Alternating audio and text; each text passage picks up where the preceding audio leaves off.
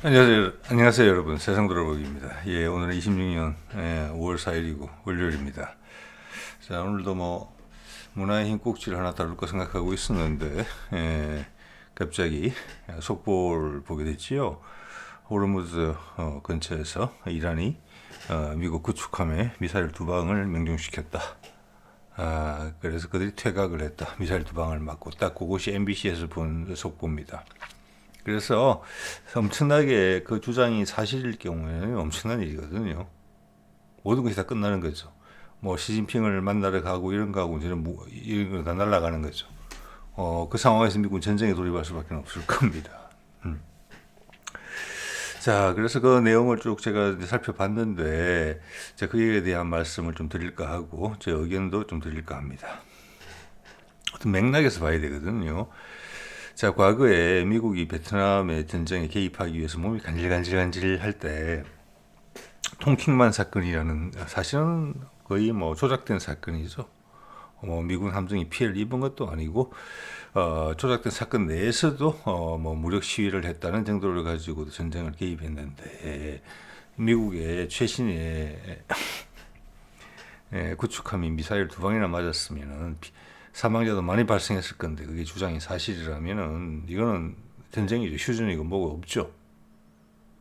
베트남 전쟁에 개입했을 때 비교를 하면. 그런데 제 결론은 뭐냐면은 이것이 전쟁으로 확전될 가능성은 저는 별로 없다라고 개인적으로 생각을 합니다. 극단으로까지 몰고 가고 있다. 어느 쪽이 거짓말을 하는지는 모르겠어요.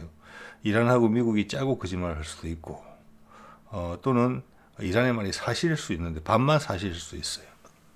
미사일 두 방을 맞았으면은 대박 여기 어떤 미사일인지는 모르겠지만 구축함에 방공망을 뚫고 가서 맞았을 정도면은 당연히 상당수의 사상자가 발생하고 배는 항해 불능했을 가능성이 커요. 자, 그게 아니라 그 근처로 위협 사격 정도가 갔다. 그래서 미국 군함이 도망을 갔다. 그 어중간한 정도에서 사실관계가 있을지는 몰라요. 그런데 이것을 서로 확인하고 이럴 것 같지가 않아요. 제가 봤으면. 또 심지어 미국에 피해가 났다 그러더라도 고지고대로 이야기하지 않을 가능성이 있어요. 미국이. 왜? 전쟁할 입장이 아니기 때문에 지금. 트럼프가 필요한 것은 긴장이죠. 자, 그런 모든 상황을 보고 미국이 이 사건 뒤에 사건을 해결하는 추이를 보게 되면은 왜 시진핑과의 미팅을 앞두고 이렇게 긴박한 일을, 긴장 관계를 유지시키느냐. 휴전할 수 있는데 휴전을 안 한다. 그만큼 위험하다. 계속 긴장 관계를 전쟁이 곧 날 것 같다는 긴장을 불어 넣어야만 트럼프가 미국이 버틸 수 있다. 이런 거하고 일맥상통해요. 그런 관점에서 보면은 그게 뭐 제가 쭉 제 채널에서 드리는 말씀인데 미사일에 맞았건 안 맞았건 이거는 전쟁으로 가지는 않는다. 그리고 언론도 많이 타지 않는다. 아마 또 다른 일로 또 덮어 엎고 나올 것이다. 제가 이번 주에 시진핑과의 어떤 미팅 준비를 위해서 뭔가 이란과 북한과 뭐 일이 벌어지려고 한다면 이번 주에 벌어져야 된다 말씀드렸어요. 그 주에 시작이에요. 자, 그런 입장을 일단 제 개인적인 판단입니다. 일단 말씀드려 보고요. 그렇지 않으면은 여태까지 준비해온 걸 몽땅 날려버려야 되고 새로운 전쟁으로 가야 돼요. 그건 아니죠. 예. 거기다가 우리의 입장, 제가 뭐 언젠가부터 이란과 트럼프의 입장을 볼 게 아니고 우리 이재명의 입장을 보면 된다 이런 말씀을 계속 드려오고 있잖아요. 여기도 발을 담그고 있잖아요. 그죠? 이스라엘 비난하면서. 자, 볼게요. 그런 맥락을 갖고 이걸 살펴보게 되면은, 상황이 훨씬 다채롭게 보이고, 일단 모호하고, 그런 내용조차도 지금 피격이나 피격 주장, 그리고 부인, 이런 것까지도, 상황을 이해하는 데 도움이 된다. 이런 저는 입장을 가지고 있습니다. 볼게요. 이게 MBC 속보로 뜬 겁니다. 7시에 떴죠. 지금이 9시입니다. 예. 자, 이란 매체, 미국의 군함 호르무즈 통과하려다가 5만 만에서 맞았다고 돼 있어. 미사일 두 방 맞고 퇴각했다 돼 있는데, 우리 쪽에서는 이것을 호위함이라고 이야기를 했어요. 호위함. 이게 이제 두 가지로 해석이 될 수 있어요. 호위함이라고 그러면. 지금 거기 갇혀있는 배를 구출하러 들어갔다. 뭐 이런 거잖아요. 지금 트럼프가 어제 이란에 제안한 휴전 그 협상을 거부하고 이걸 하려고 우리가 지금 구해온다. 이 자체가 만화책 같은 이야기예요. 아니 자기들은 이란군이 무서워서 항공모함도 가까이 갖다 붙이지도 못하면서 호위함을 보내가지고 자기들 배를 꺼내온다? 이건 만화책적인 생각이 설정 자체가. 근데 거기에 대해서 이란이 강하게 쳤다. 쏘기는 쐈을 거예요. 맞진 않았다 하더라도. 맞았을 수도 있고. 자, 이것은 이 협상에서 트럼프가 엄청 불리하다.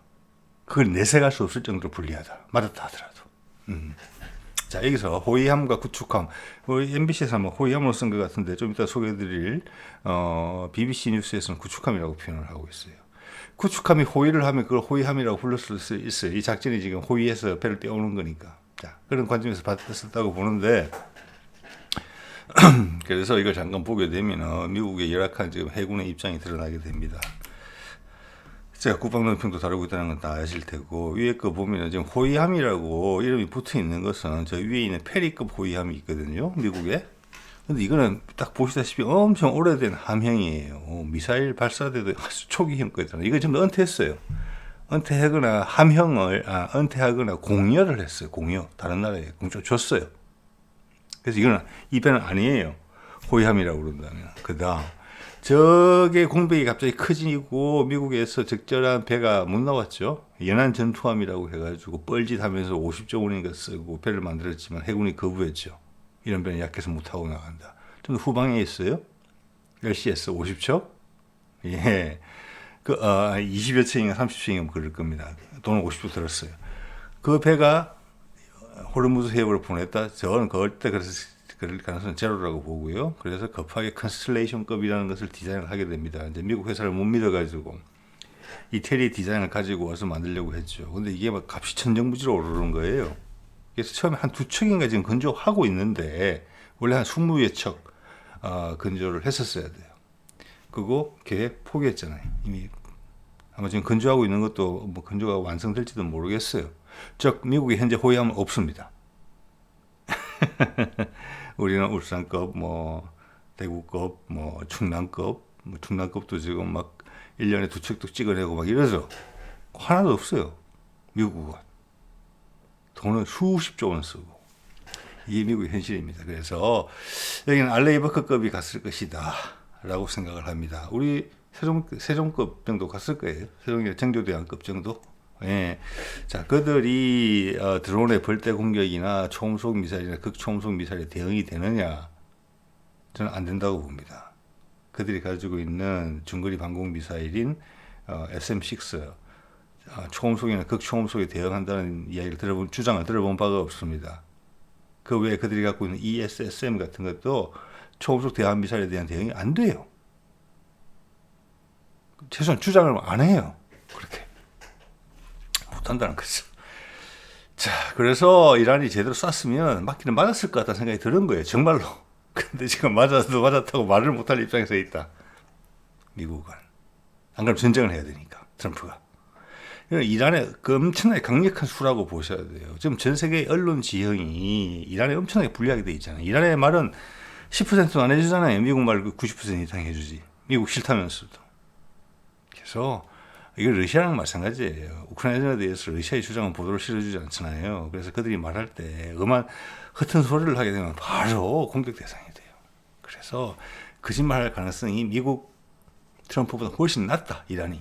이건 여러분 동의하실 겁니다. 그죠? 자, 그 정도 해두고요. 볼까요? BBC가 이것도 속보를 처리했는데 우리 MBC도 속보를 처리했으면 계속 이어서 해야 돼요. 지금 BBC 좀 이따 보여드리겠습니다만 한 1시간 상간으로 계속 제가 처음에 이걸 보고 다음에 캡처하려고 다시 들어갔더니 추가되는 기사가 3개나 더 떠 있었어요. 1시간 안쪽이지. 그러니까 이게 진짜 속보예요. 그리고 균형감을 유지하고 있어요. 우리나라 언론은 많은 부분에서 많이 뒤처집니다. 정치의 수준은 엄청나게 올라왔거든요. 민주주의 수준 올라왔거든요. 문화의 수준은 당연히 올라왔죠. 조선, AI, 자동차, 어쩌고 저쩌고, 기계산업, 우주산업까지 지금 최정상을 돌파하고 있어요. 우리 언론은. 검찰, 이런 것들은, 그래서 그 사람들이 한편이에요. 그래서. 안 변하니까 고였다는 거죠. 예, 제가 최근에 수박 이야기를 좀 많이 들었는데 수박들도 마찬가지 이유입니다. 예, 고이면 썩어요. 그것만이 진실이에요.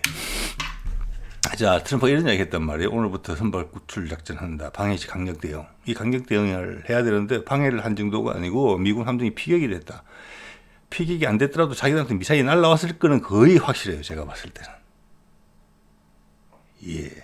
요격을 했으면 요격을 했다고 이야기했을 거거든요. 그게 더 보기가 좋으니까. 쐈는데 아무리 쏴봐라 나는 다 막아낸다. 이 그림이 훨씬 좋잖아요. 안 쐈다고 바로 잡았다는 것보다. 네. 그래서 이게 맞을 가능성도 있다. 맞았을 가능성도 있다는 생각입니다. 예. 했는데 대한 미사일 2발을 맞았으면 배는 깔아앉는 게 정상이에요. 그죠? 자, 이게 어떤 기술적 묘미가 있을 수 있다. 이란이. 그러니까 이란은 언제든지 맞힌다는 자신감은 있다. 지금 스펙을 봤을 때 맞을 수밖에 없다. 예. 미국의 알레이버크급이. 근데 탄두를 어떻게 손을 댔을지 모른다. 저는 그렇게 감히 생각합니다. 무탄두를 넣었을 수도 있다. 이런 생각까지 들거든요. 강력한 수를 쓴 거예요. 그러면 방해시 강력 대응, 이거는 전쟁이거든요. 그래서 부인할 가능성도 있다고 보는 거예요. 자, 여러분 생각을 정리해 보세요. 저는 제가 먼저 한번 언론이 이야기하지 않는 그런 부분에 대해서 사실관계를 가지고 적절한 추정을, 합리적인 추정을 해보려고 노력하는 거예요. 그래서 이게 이 말이 지금 무색하게 된 거죠. 그래서 이게 진짜 얼마 안 남았다. 여러분 느끼시잖아요. 갈수록 그 거짓말이 탄로나는 거, 그리고 거짓말의 어떤 자극성이 증가되고 있다는 거. 자, 이거는 짧은 기간 내에 이 모든 걸 덮어버릴 수 있는 끈이 있다. 이렇게밖에 해석이 안 되는 겁니다. 이런 상태로 가지고 뭐 한 달 끌고 가겠어요? 2달 끌고 가겠어요? 그리고 그들이 11월 중간 선거가 있는데 그때까지 이런 식으로 하루살이식으로 하겠습니까? 하루 벌어 하루 먹고 사는 식으로? 거짓말로? 예.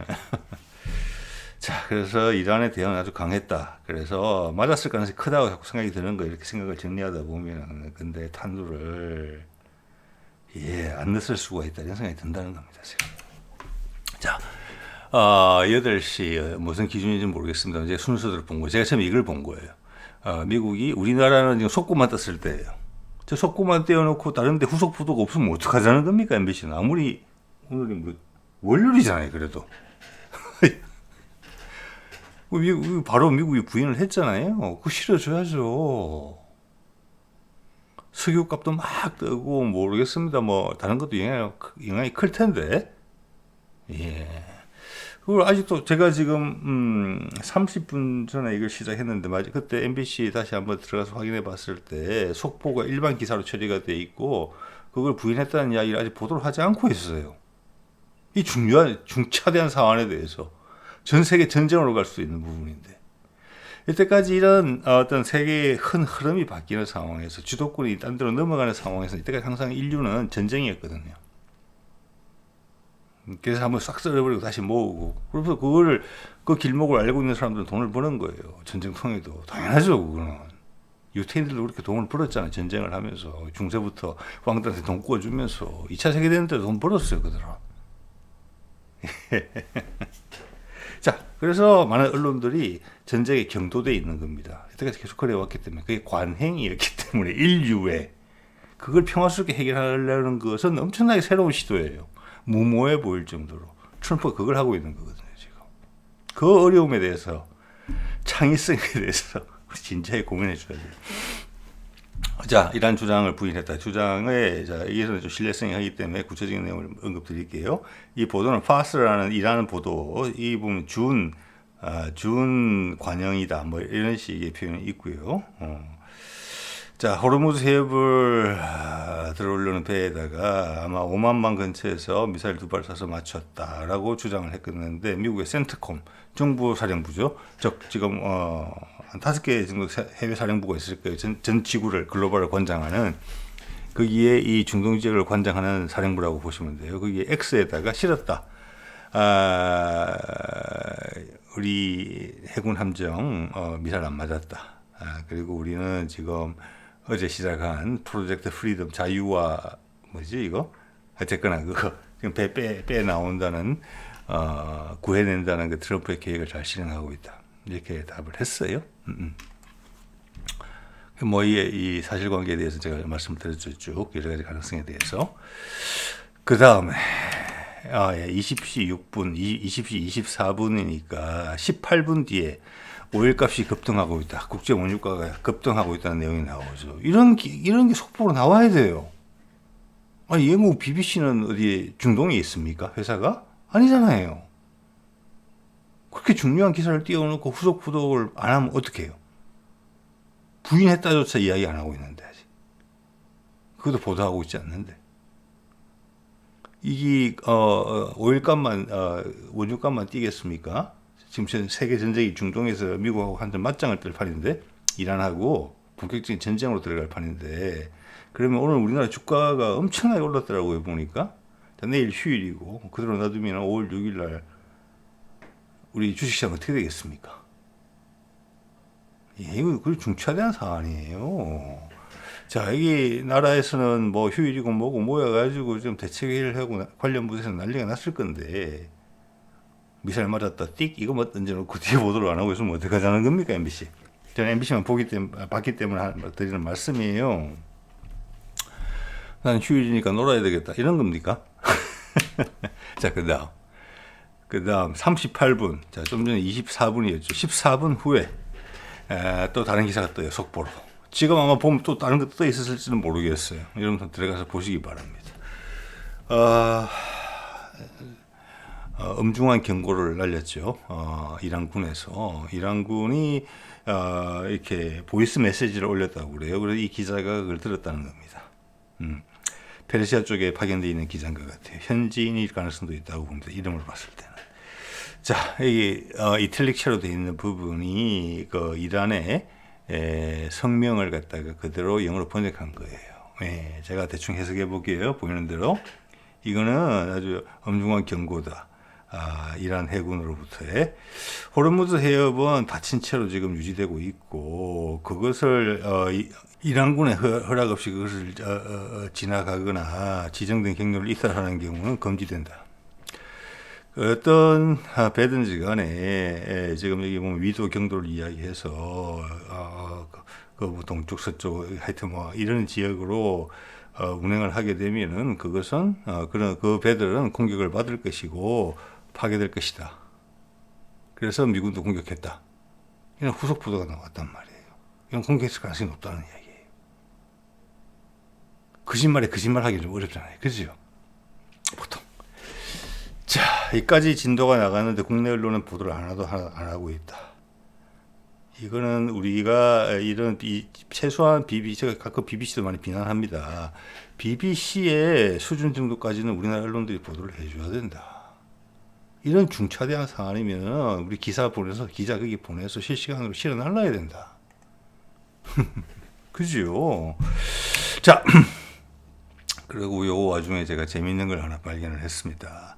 이것을 제가 이제 러시아 반응을 보려고 했는데, 러시아에서는 지금 상당히 조심스럽게 이야기를 하면서 이 사안에 대해서 오늘 러시아에서 나온 보도를 정리한 리뷰 기사를 하나 실었어요. 가끔 그렇게 하더라고요. 거기에 저한테 눈에 처음 떠인 단어가 보였어요. 그 점에 대해서 잠깐 설명드리겠습니다. 예. 뭐 제목만 보자면 이제 이 세상 사람 중에서 믿는 사람이 별로 없을 그런 내용이 있죠. 트럼프는 위협을 했다. 이란을 공격하겠다고. 예, 아까 그 내용들이죠. 공격받으면은 우리 작전을 방해하면은 공격하겠다. 방해했잖아요. 그게 확실하죠, 이제는. BBC 보도를 통해서 보면. 근데 한국 보도만 보면 아직까지 한참 거리가 멀어요. 예, 그런 1분 1초 정보의 신속함에 따라서 아마 금융권이나 어떤 뭐 선물 투자를 하거나 이런 데서는 엄청난 차이가 있을지도 모르겠어요. 그런 면에서 무책임하다. 예. 최소한 MBC는 제가 다른 데로 확인해 보지 않아서 모르겠지만은 비슷하지 않을까 싶습니다. 딴 데서 내기 시작했으면 MBC도 가만히 있을 리가 없었을 거거든요. 자, 그러면서 러시아가 제안한 NWFZ라는 계획이 뭐라고 할까? 걸림돌을 만나게 됐다. 이러면서 이게 저한테는 최소한 처음 등장했어요. 이런 식으로 러시아가 처음 흘렸을 수가 있어요. 러시아가 여기서 어떤 역할을 하고 있는지에 대해서. 좀 그랬을 가능성이 조금 높다고 봅니다. 이게 뭐냐면은 뉴클리어 워헤드인가? 뉴클리어 워헤드 프리존이에요. 즉 이 말은 뭐냐면은 핵탄두가 핵무기가 없는 지역 설정. 그래서 이 제안이 지금 갑자기 하는 거 당연히 아니죠. 이런 제안을 해왔는데 그게 걸림돌을 만났다. 아니 러시아가 푸틴이 지금 저도 그런 생각이 드는데 트럼프의 이런 행동이 얼마나 큰 무게감이 실려 있다고 생각하겠습니까? 아니에요. 그러면 이걸 이제 꺼낼 때가 됐다고 봤기 때문에 공개를 했다고 봐요. 아주 간접적으로 돌려서. 여기 내용을 보면 뭐냐면은 이란이 당연히 비핵화되는 것은 맞고 핵무기 못 가지는 것이고 뭐 농축된 것을 어떻게 할지 그거에 대해서는 뭐 이미 서로 이야기가 많을 거예요. 핵심은 뭐냐? 이스라엘이 또 비핵화돼야 된다는 내용이 들어있다는 거예요. 그게 완벽하죠. 그 둘이 다툼 때문에 그래 된 거 아니에요. 이스라엘 핵무기 가지고 있고 NPT 탈퇴했죠. 이란만 남을 없애라고 그러냐. 지금 협상 분위기가 그렇게 올라왔다는 거예요. 당연히 이란이 유리하기 때문에 이런 협상이 되는 겁니다. 그걸 어떻게든 엮어서 지금 지렛대 역할을 해가지고 그걸 엮어 가겠다는 거예요. 거기에 이재명이 힘을 보탠 거예요. 네타냐후를 비난하면서. 이제 그림이 명확해지는 거예요. 그래서 러시아의 이 제안은 나온 지가 제법 됐고 트럼프나 미국이나 한국이나 러시아나 중국에서 심지어 그게 적절한 해결 방법이네. 자, 제가 계속 말씀드려왔죠. 이스라엘이 해결이 돼야 된다. 가자가. 그래야지 이태리의 멜로니가 1월 달에 우리나라에 와가지고 이재명한테 아프리카로 가는 길 뚫는 건 내가 도와줄게라고 이야기했다는 게 말이 되는 거죠. 가자가 해결돼야 돼요. 새로운 무역 루트가 형성이 돼야 돼요. 거기에 대한 기대를 기존의 중동 국가들이 다 가지고 있다는 거예요. 그래서 이건 작업이에요. 트럼프와 이란에. 네타냐후를 잡기 위한 이 이 말이 나왔단 말이에요. 그러면 이제 빨리 해결이 돼야 돼요. 왜? 유태계 자본이 이제 알았으니까. 이스라엘을 잡으려고 하는구나. 이스라엘을 비핵화시키려고 하는구나. 무력화시키려고 하는구나. 네타냐후를 잘라내기 위한 준비가 다른 정치적으로 잘라내기 위한 준비도 다 돼 있다. 신속하게 진행이 돼야 된다. 그래서 제가 이번 주 말씀을 드려왔는데 타이밍도 맞다. 이제 그것을 처음으로 러시아가 등장시켰다. 이란만 비핵화하는 게 영구적으로 이게 비핵화가 유지가 되려면은 이스라엘의 핵무기도 없어야 된다. 그러면서 번영을 약속하는 게 플랜이 따라 들어와야 되겠죠. 북한하고도 똑같이 할 겁니다. 물론 핵무기는 좀 달라요. 제가 보기에는. 그렇지만 타협을 하고 평화가 공존된다는 방식이 이스라엘 쪽하고는 달라요. 한반도는 지금. 왜? 중국이 오케이 했기 때문에. 일본만 삐질삐질 반대할지 모르겠지만 힘이 많이 떨어져 있어요. 그래서 이재명의 말, 북한이 핵무기를 포기하겠나? 기존적으로 동결 정도로서 가름될 수도 있겠다. 그런 식으로 말을 흘리는 부분하고 상관이 있어요. 그와 동시에 북한에 대한 투자 바람. 지금 늘 계속 말씀드리지만 미국 달러가 갈 데가 없잖아요. 거품인데 거품 살로 만들어야 되거든요. 전 세계 경제가 커져야 돼요. 거기에 달러가 들어가서 돈을 벌어야 돼요. 다른 걸로 갈아타지 않더라도. 미국의 힘이 떨어지더라도. 자, 그러면은 이재명이 이야기하는 코리안 프리미엄이라는 게 엄청나게 되는 겁니다. 되게 된다는 거예요. 그런 달러 자금이 폭포수 쏟아지듯이 한반도로 들어올 수가 있어요. 프리미엄 정도가 아닐지 몰라요. 그래서 지금 환율 걱정 안 하는 거예요, 제가 봐서. 이걸 보면 그걸 다 알 수가 있어요. 이 말을 꺼냈으면 얼마나 네타냐후가 경각심을 가지겠습니까? 또 네타냐후를 지원하고 있는 유태계 자본이 얼마나 경각심을 가지겠습니까? 러시아에 이런 플랜이 딱 나왔다는 걸 느끼게 되면은 저도 그렇게 느껴지는데 저보다 훨씬 정부력이 뛰어난 사람들이 그럼 모르겠습니까? 이거다. 이제 가야 된다. 이 정도로 가게 되면은 뭐 미사일을 맞았든지 안 맞았든지 이게 안 중요해질 수도 있다. 그죠? 예. 사람은 안 다쳤다고 저는 봅니다. 그래서 제가 맞기는 맞았는데,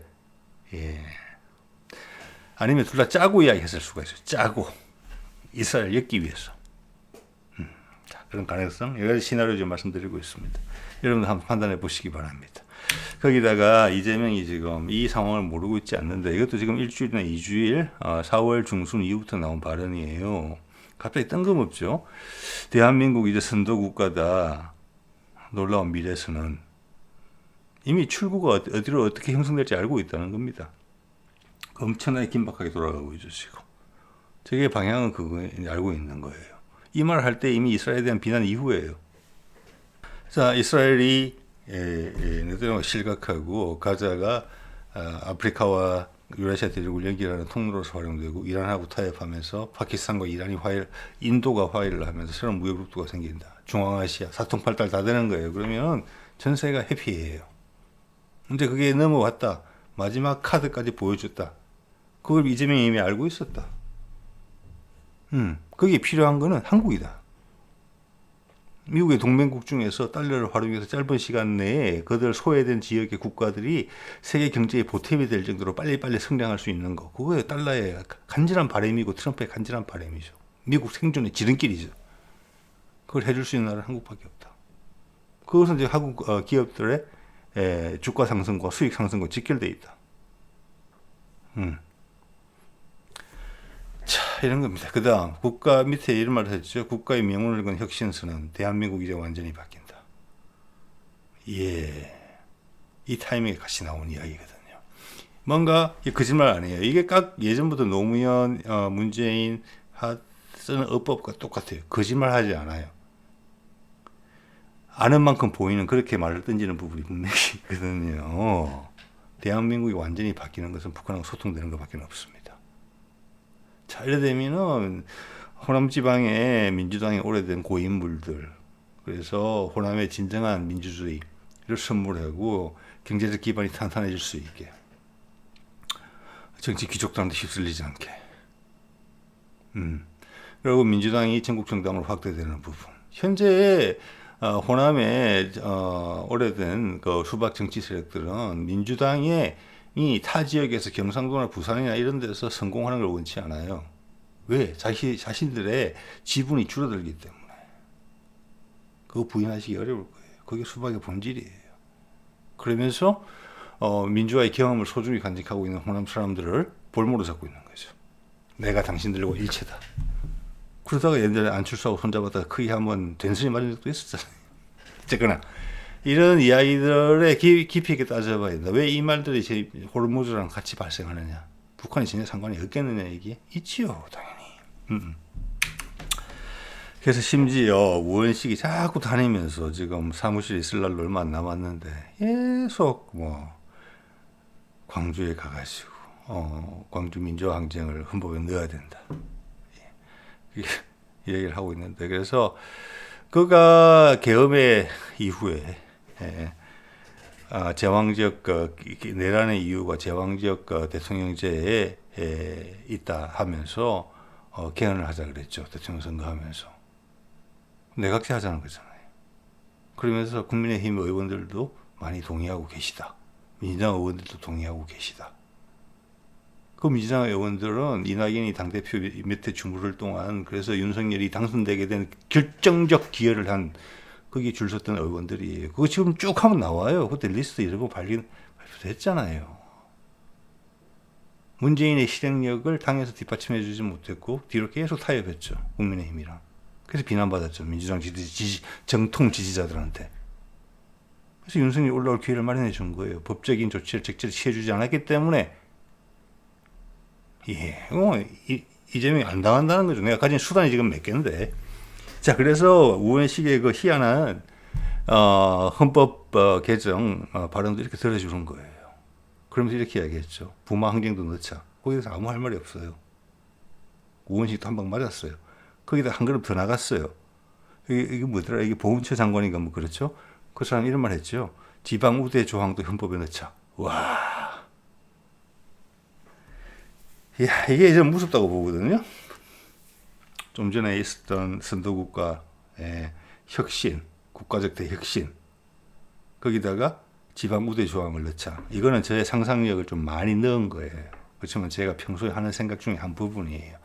가능성을 열어두고 살펴보는 거에 들어있어요. 분명히 이재명은 본인이 통일 대통령이 될 수 있다는 것을 염두에 두고 있어요. 지방 우대 조항을 넣는다. 이 지방에 북한이 들어올 수가 있다. 이런 생각을 감히 하게 돼요. 그런 가능성에 대해서. 자, 그 말은 또 뭐냐. 이미, 왜냐하면 문재인 때, 그리고 트럼프 일기 때, 북미 종전선을 그때 하면서, 문재인도 여러 번 이야기했지만, 모든 것이 그림이 그려졌었거든요, 그때. 남북이 어떤 식으로 소통돼서 하나가 되는지도 이야기가 됐어요, 분명히. 그걸 확인해 주는 내용이라고도 볼 수 있어요. 그렇죠. 그거 없이 북미 종전선언만 딱 하진 않았을 거예요. 왜? 북한하고 남한이 소통이 되는 게 북미 종전선언의 목적이거든. 현재 미국은 핵무기 제거보다도 먹고 사는 게 급해서. 그러면 남북이 어떻게 가장 효율적으로 짧은 기간에 생산 기지가 될 수 있겠느냐, 이 고민을 했단 말이에요. 통일 이야기가 당연히 나오죠. 거기 북한이 한 지방이 될 수 있다, 그런 약속이 있었을 가능성이 있다고 좀 감히 생각해요. 이걸 봤을 때 지방 우대종, 예. 그리고 어떤 단계별 통일로 간다, 즉 하나의 국가로 간다는 플랜이 그때도 있었다. 합의를 했기 때문에 기대감을 안고 하노이까지 왔던 거예요, 김정은이. 그것을 트럼프도 당연히 알죠. 그걸 한두 번 읽어봤겠습니까, 그 당시에? 자, 이럴 수 있다는 부분까지, 그래야지 이재명의 말이 설명이 된다는 겁니다. 이 전 세계 위기 판국에서 이런 소리를 하고 있을 때가 아니잖아요, 지금. 제가 좀 전에 보여드린 한두 장의 슬라이드는. 자, 이 정도로 오늘 이야기를 마무리하고자 합니다. 네.